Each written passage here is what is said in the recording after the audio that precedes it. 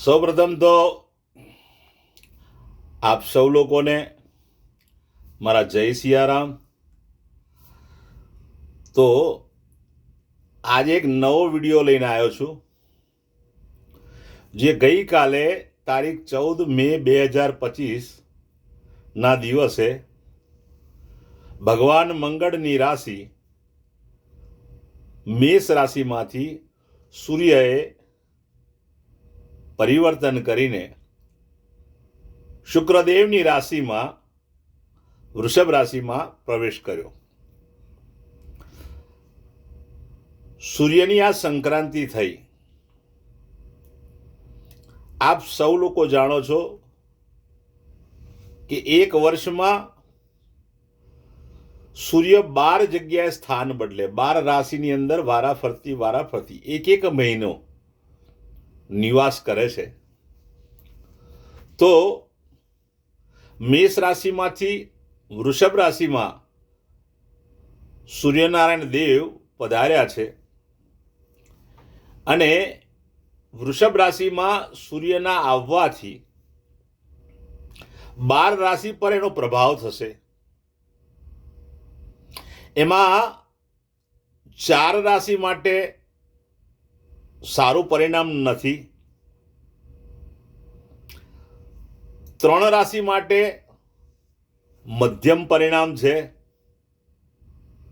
અને બીજી 5 રાશિ માટે સારું ને ઉત્તમ પરિણામ મળવાનું છે. તો હું આજે 4 રાશિની વાત કરી લઈશ કે કઈ 4 રાશિ એવી છે કે જે રાશિ ને 1 મહિના સુધી માનસિક રીતે, આર્થિક રીતે, શારીરિક રીતે ને સામાજિક રીતે તકલીફ પડવાની છે. માનસિક રીતે ટેન્શન રહેવું, શારીરિક રીતે શ્વાસની બીમારી થવી, પેટમાં તકલીફ થવી અથવા માથું બહુ જ દુખવું, હાડકાની તકલીફ થવી, જોઈન્ટ દુખવા, આવા રોગો થઈ શકે. ત્યાર પછી શારીરિક તકલીફ પછી આર્થિક તકલીફમાં પૈસો આવવામાં વિલંબ થાય અને જ્યારે આવે ત્યારે ચૂકવવાના વધાર થાય. સામાજિક દ્રષ્ટિએ જે જગ્યાએ તમને પ્રતિષ્ઠા, માન મળવાનું છે તે જગ્યાએ માન અને પ્રતિષ્ઠા ન મળે, તમારી મહેનતનું ફળ કોઈ બીજો લઈ જાય. આવી બધી મુશ્કેલીઓનો સામનો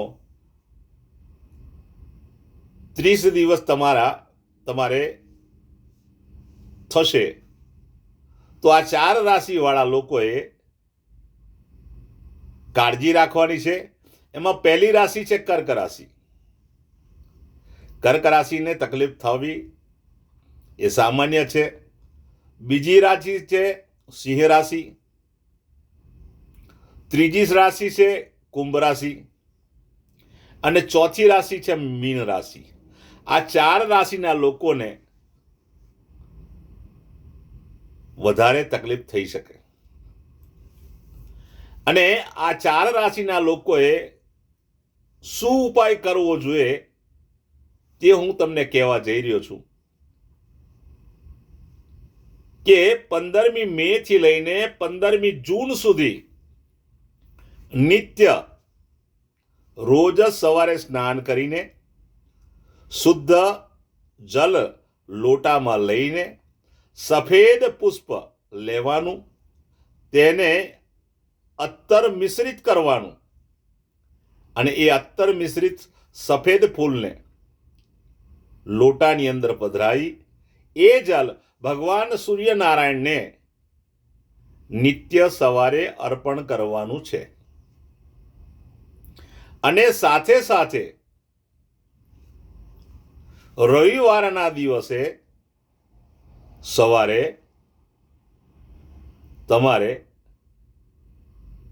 1 કિલો ગોળ લઈને કોઈ પણ ધાર્મિક સ્થાનમાં, મંદિરમાં, અનાથાશ્રમમાં અથવા વૃદ્ધાશ્રમમાં જઈને તે ગોળને દાન કરવાનો છે.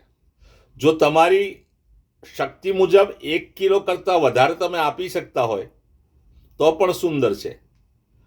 પણ જો આ પ્રમાણે જો તમે કરશો તો ભગવાન સૂર્યનારાયણ તરફથી થતી તકલીફ, પીડા, દુઃખ, સંઘર્ષ તેમાં ફરક આવશે અને તમને રાહત જોવા મળશે.